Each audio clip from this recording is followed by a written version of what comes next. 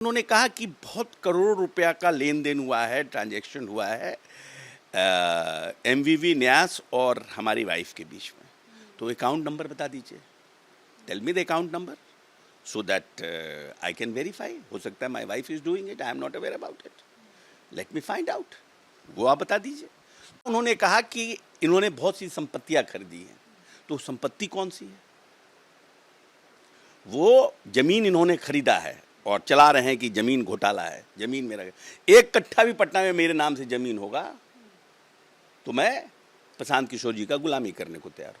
अशोक चौधरी जी की पत्नी श्री नीता केसकर चौधरी जी हैं, जो इस राज्य के बड़े जो बिल्डर हैं श्री दिलीप कुमार मित्तल और राकेश कुमार अग्रवाल जी से 13 फरवरी 2021 को 2.651 डिसमिल जमीन 2,61,97,000 में खरीदा। उसके बाद उसमें नीता केसकर चौधरी ने अपनी पहचान, देखिए चालाकी, अपनी पहचान अपने पति अशोक चौधरी को लिखा। नीता केसकर चौधरी ने जो दूसरा संपत्ति खरीदा, पहला संपत्ति 2,61,97,000, दूसरा जो संपत्ति खरीदा है नीता केसकर चौधरी ने उसी दिलीप कुमार मित्तल और राकेश कुमार अग्रवाल से 20 जुलाई 2022 को 2.09 डिसमिल जमीन 3,42,34,000 में रजिस्ट्री कराई है, जिसमें उन्होंने अपने पति अशोक चौधरी का नाम छिपा लिया और अपना पहचान पिता श्री गोपाल राव केसकर और उनके दुर्गा मेरीन ड्राइव दुजरा का पता दिया है। आप समझ सकते हैं कि ये कुल संपत्ति 6.08 करोड़ का है और उसमें 10% रजिस्ट्री शुल्क लगा है। मतलब कुल मिला के ये 7 करोड़ का संपत्ति है। एक में वो पता लिखता है अपने पति के बारे में, उसके निवास के बारे में, दूसरे में वो पता लिखता है अपने पिता के बारे में और पिता के एड्रेस पर वो लिखता है। ये बिल्कुल जालसाजी है, ये धोखा है और ये एक बड़ा गबन है। हम आपको उसका रजिस्ट्री सीधे तौर से उपलब्ध कराते हैं, जो आप लोग भी इसको देख लीजिए। ये आपको एक डीड है और दूसरा डीड आपको ये है, डीड नंबर 2939 एक है और दूसरा डीड नंबर 10,846 है। दूसरा कि नीता केसकर चौधरी के बारे में आपको मालूम होगा कि उन्होंने वैशाली ट्रेडिंग कंपनी के नाम पर उन्होंने पंजाब नेशनल बैंक से 1,60,00,000 और 1,40,00,000 मतलब 3 करोड़ रुपया उन्होंने लोन लिया। बैंक गारंटी के मामले में जब पंजाब नेशनल बैंक ने खोजा तो वो फर्जरी निकला। बैंक की शिकायत के बाद सीबीआई ने मामले की जांच की। पटना हाई कोर्ट ने उनको, जो उनका पैरवी है और जो उनका सरकार ने पैरवी नहीं किया, तो उनको दोष मुक्त कर दिया। तब सीबीआई ने सुप्रीम कोर्ट गई, चुनौती दी, वहां जाके सुप्रीम कोर्ट ने हाई कोर्ट के आदेश को स्थगित कर दिया। आज भी यह मामला सुप्रीम कोर्ट में विचाराधीन है, यानी नीता केसकर चौधरी आज के दिन भी धोखाधड़ी के मामले में अभियुक्त है। क्या मंत्री अशोक चौधरी या उनके पत्नी नीता केसकर चौधरी बताएगी 7 करोड़ की रकम उन्होंने कहां से ली? हमारा आरोप है कि यह व्यावसायिक प्रॉपर्टी है जिसका बाजार मूल्य कम से कम 20 करोड़ रुपया है, कम से कम 20 करोड़ रुपया है। दूसरी बात कि सीबीआई जब जांच कर रही है तो इतना पैसा कहां से लाया है, ये महत्वपूर्ण बात है। ये मैं सिर्फ नीता केसकर चौधरी के बारे में और अशोक चौधरी के बारे में आपको हमने बताने का काम किया है। अभी हम लोग मंत्री अशोक चौधरी और उनकी पत्नी नीता केसकर चौधरी के सिर्फ 2 संपत्ति के बारे में मैं फिर कह रहा हूं, आपको जानकारी दे रहा हूं, जो 20 करोड़ की संपत्ति है और जिसने बैंक के साथ धोखाधड़ी किया है। उसके अलावा उन्होंने जो संपत्ति अर्जित की है वो मैं आगे बताऊंगा। अब मैं आता हूं, ये डीड यदि आप लोग कोई लेना चाहते हैं, देखना चाहते हैं तो इसको देख सकते हैं। दूसरा, प्रशांत किशोर जी ने ये कहा था कि जो मानवीय वैभव विकास न्यास है ने अशोक चौधरी की बेटी सांभवी चौधरी और स्वर्गीय किशोर कुणाल के पुत्र सायन कुणाल के साथ विवाह के रिश्ता तय होने और विवाह संपन्न होने के दरमियान खरीदी गई संपत्ति है जो करोड़ों में है, जो करोड़ों में है। तो उन्होंने कहा कि उसके पहले वो ट्रस्ट जितना खरीदता था और उसके 10 वर्ष का, तो वो कभी भी इस तरह का संपत्ति नहीं खरीदा गया था। तो प्रशांत जी ने कहा मानव वैभव विकास न्यास के विरुद्ध कोई हमको मतलब पेपर नहीं है और ना कोई हमारे पास ये है, लेकिन चूंकि जब उनका बेटी का विवाह तय होता है और शादी से पहले मात्र 4 महीने के दरमियान खरीदी गई 6 जमीन का डीड मैं आज आप सब लोगों से शेयर कर रहा हूं। जो पहला है, जो पटना के पौष इलाके में श्री कृष्णापुरी में है, वो है आपको पहला डीड है जो 28/3/2021 को खरीदी गई है। वो है 5 करोड़ 50 लाख की संपत्ति है और ये डीड ओरिजिनल है। ये डीड आप देख सकते हैं, ये डीड देख सकते हैं और आपको मैं उपलब्ध भी करा दूंगा पीडीएफ उसका। दूसरा उन्होंने रूपसपुर में खरीदा 3 करोड़ 43 लाख का, जो 12/5/2022 को मानव वैभव विकास ने रजिस्ट्री करवाया है। 2 तीसरा जो है वो है रूपसपुर में ही 8 करोड़ 90 लाख का 12/5/2022 को, ये ट्रस्ट के द्वारा ही ये जमीन खरीदा गया। चौथा जो है वो है मैनपुरा में 7.20 करोड़ 7 करोड़ 20 लाख रुपए का उन्होंने खरीदा, जिसका डीड नंबर है 10,512 और डेट है 14/7/2022। ये आप देख लें, मैं इसका भी आपको उपलब्ध करा दूंगा। और 5वां है पाटलिपुत्रा में खरीदा है 15/7/2022 को, उसका डीड नंबर है 10,555, जो 15/7/2022 को 2 करोड़ 5 लाख रुपए में खरीदा है, उसका डीड ये है। ये सब ओरिजिनल है। और अंतिम मैं आपको बताना चाहता हूं, पाटलिपुत्रा में 15 करोड़ 50 लाख रुपए का ये पाटलिपुत्रा में जो खरीदा गया है, मैं आपको उसका पता बता देना चाहता हूं। ठीक ऑफिस से आगे आप चले जाइए, उसमें बिल्डिंग बहुत तेजी से वो मकान, बहुमंजिला मकान बन रहा है, ये 15 करोड़ का। मैं आपको बताना चाहता हूं कि कुल संपत्ति जो खरीदा गया है वो 42 करोड़ 55 लाख का जो सरकारी मूल्य है उस पर खरीदा गया है। लेकिन एक सिर्फ मैं आपको वानगी बताना चाहता हूं, यदि किसी को पता लगाना है तो मैं आपको ये उपलब्ध करा देता हूं। ये ठीक यहां से 200 मीटर के दूरी पर वो है, उसका बाजार मूल्य सिर्फ एक मकान का, जमीन का सिर्फ बाजार मूल्य उसका लगभग 100 करोड़ रुपया होगा, 100 करोड़ रुपया होगा। अशोक चौधरी जी, इस ट्रस्ट पर हमारा कोई सवाल नहीं है, क्योंकि इसके खिलाफ हमारा कोई ये तथ्य नहीं आया है। लेकिन एक परिस्थिति जन साक्ष्य लगता है कि जब इनके बेटी के साथ सगाई होती है तभी ये संपत्ति कैसे आता है।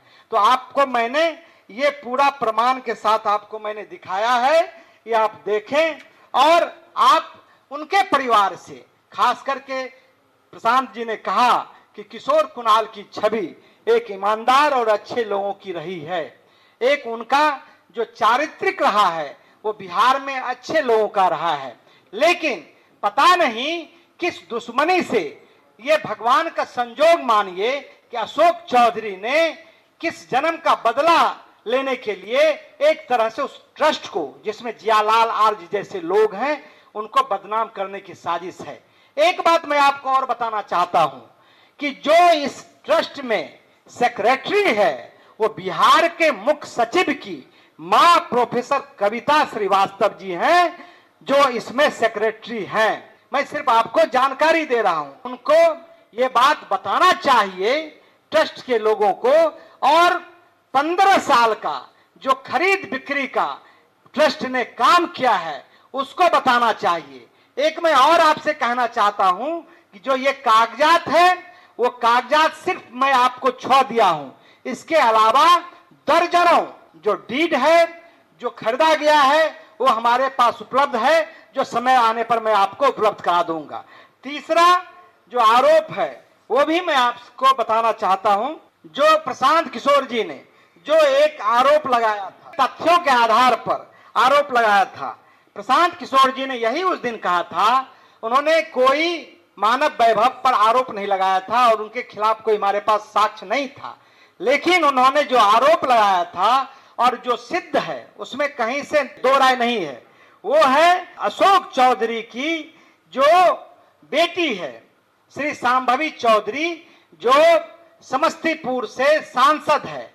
तो अशोक चौधरी ने 2019 में 2 रजिस्ट्री अपने पीए योगेंद्र दत्त जी के नाम से करवाया है। ये दोनों आपको, ये मैं आप लोग को उपलब्ध करा देता हूं और दोनों ये डीड आप देख लें। एक डीड नंबर है आपको 8054, दूसरा डीड नंबर है 8427। ये दोनों डीड के द्वारा उन्होंने ये जमीन खरीदा और अशोक चौधरी ने योगेंद्र दत्त को अपना अवैध पैसा उसमें दिया, जिसकी आप जांच कर सकते हैं।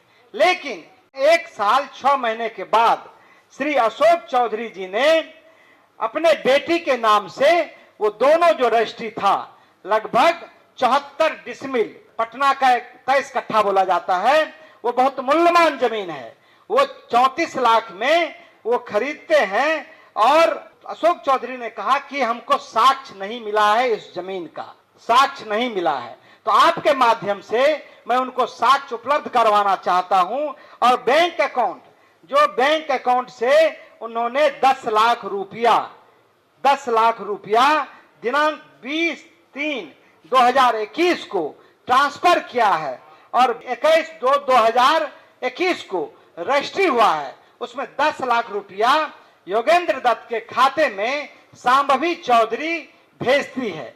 उस समय सांभवी चौधरी 10 लाख रुपया मात्र भेजती है और वो उस समय पढ़ाई कर रहा है। तो क्या एक पढ़ने वाले लोग 34 लाख रुपया कहां से लाएंगे? वो ऐसा कौन सा रोजगार है सांभवी चौधरी का जो उन्होंने 34 लाख रुपया उनको पेमेंट किया? एक दूसरा की 34 लाख के बदले मात्र उन्होंने 10 लाख दिया, और 10 लाख में भी मैं आपको बताना चाहता हूं कि दिनांक 1/3/2021 को उनसे 2 लाख रुपया निकाल लिया गया और फिर दिनांक 2/3/2021 को 9 लाख रुपया निकाल के 10 लाख रुपया उसमें भी अशोक चौधरी ले लिया है। ये गंभीर आरोप है। रुपया जमा किया लेकिन 10 दिन के बाद वो पैसा निकाल लेता है, क्योंकि पैसा ये दिया था। तो ये एक आरोप है, ये आप ले सकते हैं, ये बैंक का स्टेटमेंट है, स्टेट बैंक का। दूसरा हमारे पास जो उन्होंने रजिस्ट्री किया है, जब सांभवी चौधरी आपको नॉमिनेशन किया तो नॉमिनेशन के बाद उन्होंने अपना संपत्ति दिखाया कि भाई जमीन दिखाया कि 54 लाख का है। रिटर्निंग अफसर जो डीएम है उन्होंने इनकम टैक्स को ये भेज दिया। इनकम टैक्स ने इसकी जांच की और नोटिस किया कि भाई आप तो 10 लाख रुपया दिखाए हैं और ये जमीन 34 लाख रुपया से ज्यादा का है, तो ये पैसा कहां है, आप इसका जवाब दें। तब इन लोगों ने योगेंद्र दत्त से संपर्क करना चाहा तो योगेंद्र दत्त ने कहा कि भाई हम ये पैसा नहीं लेंगे, आप जिस समय देने का था उस समय दिए नहीं, जब इनकम टैक्स आपको कर रहा है तब आप दे रहे हैं।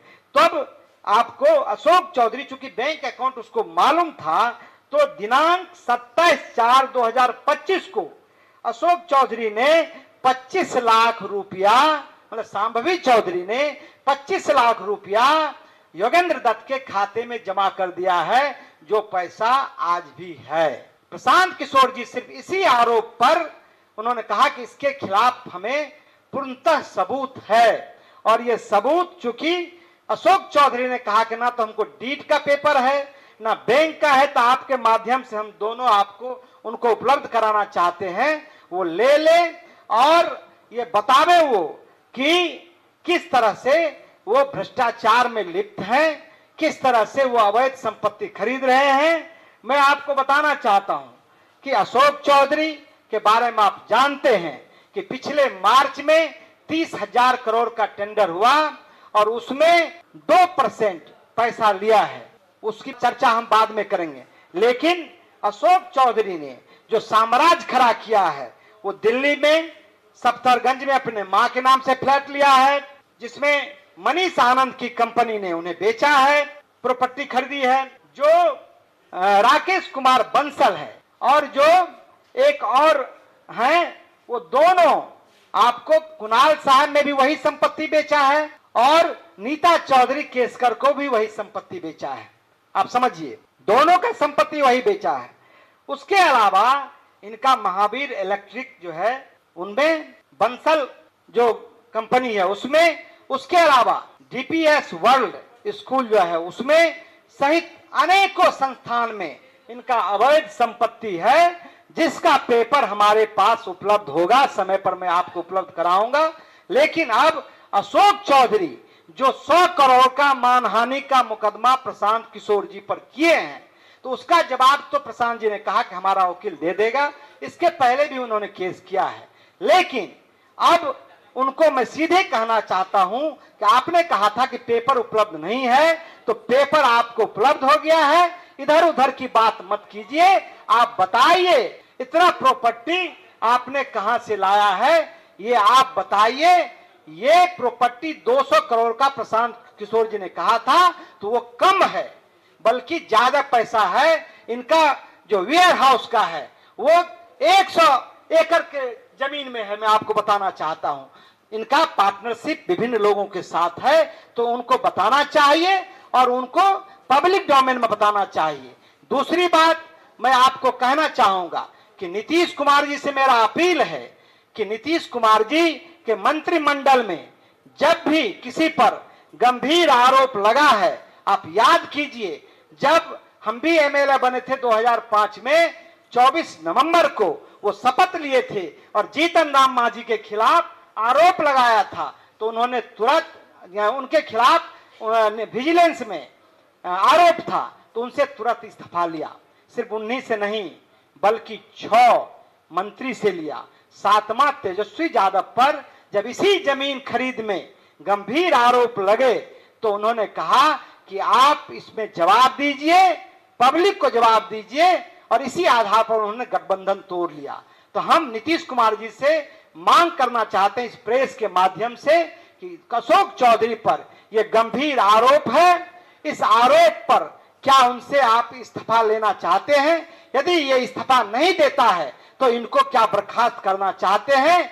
हम जनस्वराज पार्टी के लोग मांग करते हैं और बिहार के लोग भी अब मांग कर रहे हैं। उतना ही नहीं बल्कि जनता दल यू के जो मुख्य प्रवक्ता हैं नीरज कुमार जी ने भी कहा है कि अशोक चौधरी जी को जो गंभीर आरोप है उसको पब्लिक डोमेन में बताना चाहिए। मुख्यमंत्री का चेहरा बेदाग है। जो भारतीय जनता पार्टी के senior leader R K Singh ji ने हैं, उन्होंने भी कहा है कि जो आरोपी, जो गुनहगार है, जिन पर आरोप लगा है, उनको सफाई देनी चाहिए या उनके विरुद्ध कार्रवाई होनी चाहिए। तो हम मुख्यमंत्री जी से एक ही मांग करते हैं, इतने गंभीर मसले पर आपका निर्णय बिहार के लोग प्रतीक्षा में हैं। मुझे पूरा विश्वास है कि अशोक चौधरी के खिलाफ और जो अन्य मंत्री के खिलाफ पुख्ता सबूत हैं उस पर आप कार्रवाई करेंगे। यदि ये लोग इस्तीफा नहीं देता है तो इनको सीधे मंत्रिमंडल से बर्खास्त करेंगे।